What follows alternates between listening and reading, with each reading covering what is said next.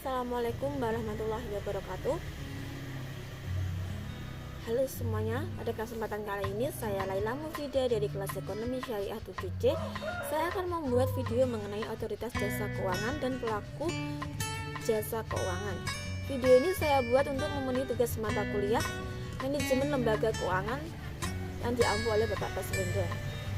Jadi yang pertama yaitu pengertian otoritas jasa keuangan. Otoritas jasa keuangan adalah lembaga independen yang mempunyai fungsi, tugas, dan wewenang pengaturan, pengawasan, pemeriksaan, dan penyidikan.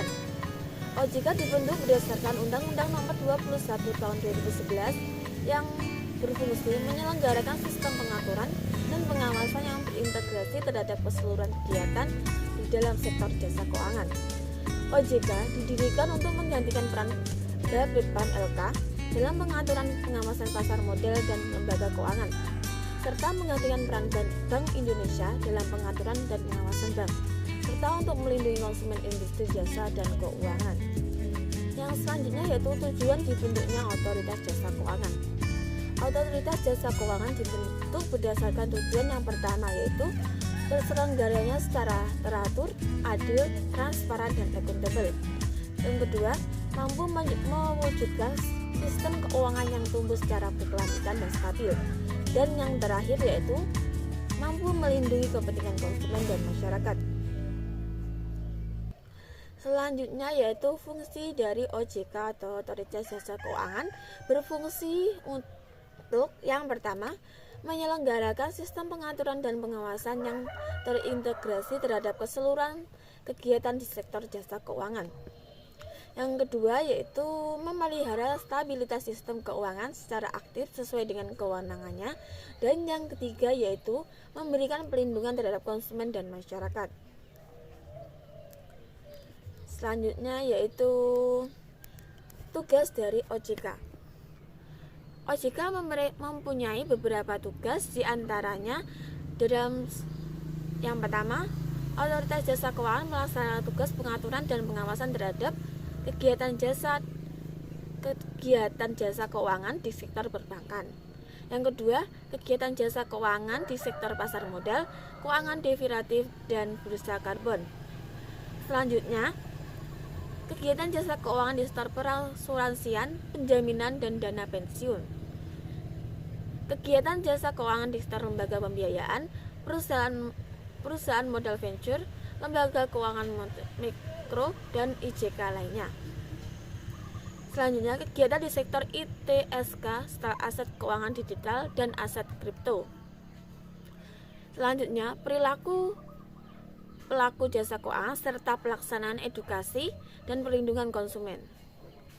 Yang terakhir, sektor keuangan secara terintegrasi serta melakukan asesmen dampak sistemik konglomerasi keuangan.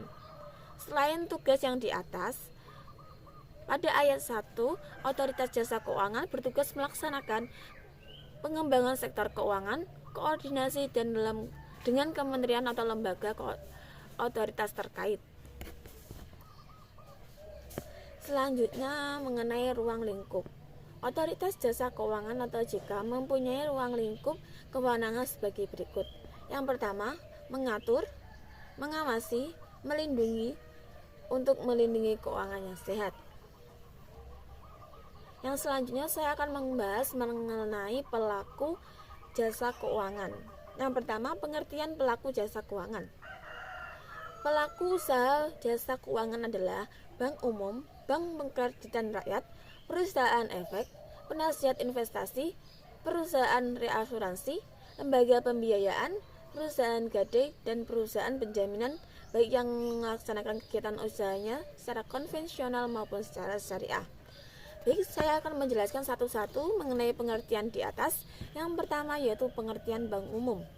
Bank umum adalah bank yang melaksanakan kegiatan usaha secara konvensional atau berdasarkan prinsip syariah yang dalam kegiatannya memberikan jasa dalam lalu lintas pembayaran. Yang kedua yaitu pengertian bank pengkreditan rakyat adalah bank yang melaksanakan kegiatan usaha secara konvensional atau berdasarkan prinsip syariah yang dalam kegiatannya tidak memberikan jasa dalam lalu lintas pembayaran. Yang selanjutnya yaitu perusahaan efek. Perusahaan efek adalah pihak yang melakukan kegiatan usaha sebagai penjamin emisi efek, perantara pedagang efek, atau manajer investasi. Yang keempat yaitu bank kustodian, merupakan bank umum yang memberikan jasa penitipan efek dan harta lain yang berkaitan dengan efek serta jasa lain, termasuk menerima dividen, bunga, dan hak-hak lain, menyelenggarakan transaksi efek, dan mewakili pemegang rekening yang menjadi nasabahnya. Yang kelima yaitu dana pensiun, adalah badan hukum yang mengelola menjalankan program yang dijanjikan manfaat pensiun.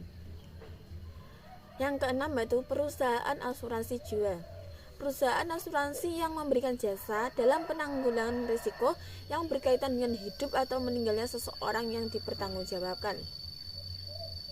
Yang ketujuh yaitu lembaga pembiayaan adalah badan usaha yang melakukan kegiatan pembiayaan dalam bentuk penyediaan dana atau barang modal sebagaimana dimaksud dalam peraturan perundang-undangan mengenai lembaga pembiayaan tersebut.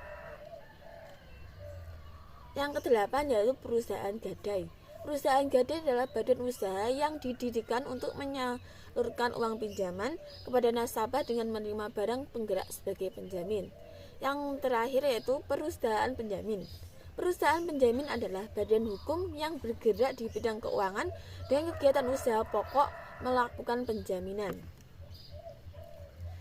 Demikian yang dapat saya sampaikan mengenai otoritas